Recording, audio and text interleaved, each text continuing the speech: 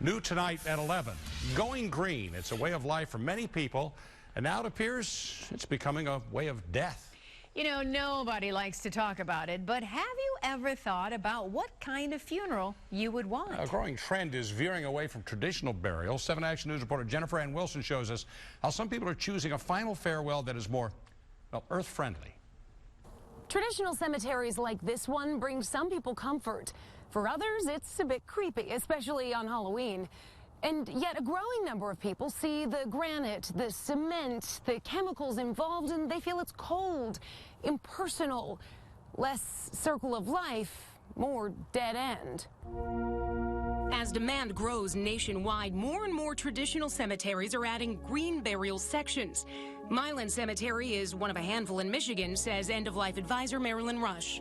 They have this very large conventional section where you see all of the markers, and all of that is filled with concrete. And then you look over here into this section, which looks so much more natural and inviting, and it's simple, but that doesn't mean it's not as honoring. In a green cemetery, you won't find traditional headstones. We have probably 8 or 10 graves back here.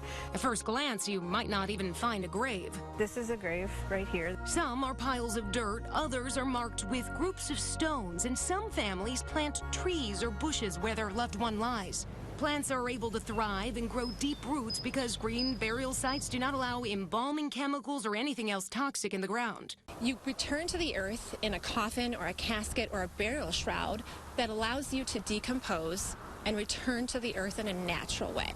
Michigan company Milan Vault offers a number of options from biodegradable pine boxes to something called a burial shroud. Just a simple cloth wrapped a couple times around you and tied on the ends, and you're lowered down.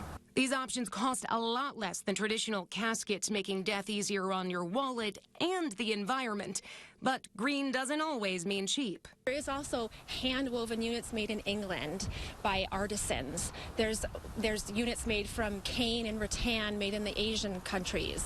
Green burial plot maintenance fees tend to cost more, too. If you're burying without that cement vault, the ground is going to sink in as everything decomposes, and you don't want to be running your heavy equipment, your front hoe or your lawnmowers, over a fresh grave. It's an option that appeals to Mary and Woody. They live on a few dozen acres outside of Ann Arbor in a home where Mary gave birth, where last year Woody's mother was laid to rest. Over there is the grave. How do you know? Well, there is a marker. There's a path here. Beyond just a green burial, It's in its natural state. they wanted something personal, We dug the hole by hand. something meaningful. Everybody who came to the burial helping fill the hole. They planned ahead, applied for county permits, and buried Woody's mother themselves after conducting a funeral service in their home. Being in your own home is much more personal than being in an institutional home, a funeral home. For home funerals, dry ice is used instead of embalming, and someone like Marilyn Rush is hired to help wash and prepare the body and even navigate legal red tape. I think the baby boomers are really going to be changing the paradigm of how we handle death, funerals, and burials in our country. For us, this is where we live, so part of the fabric of our family. When it comes to home funerals and home burials, Michigan is one of the most restrictive states in the nation, so there's a lot of red tape. But green burials are much easier.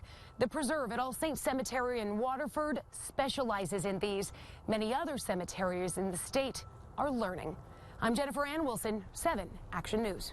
I bet you after seeing like that, the interest will grow, just like, you know, in cremation, it's up as well. And I think if you live in like acreage someplace and it's like a homestead, yeah, I think that's great. Out in the suburbs, I'm not sure it's a great idea, but Right, because where would you do it? Exactly, people start making the decisions, but it's out there for discussion, so discuss. Yeah, and she said it's not cheap. I mean, it might be cheaper, but not cheap. Right.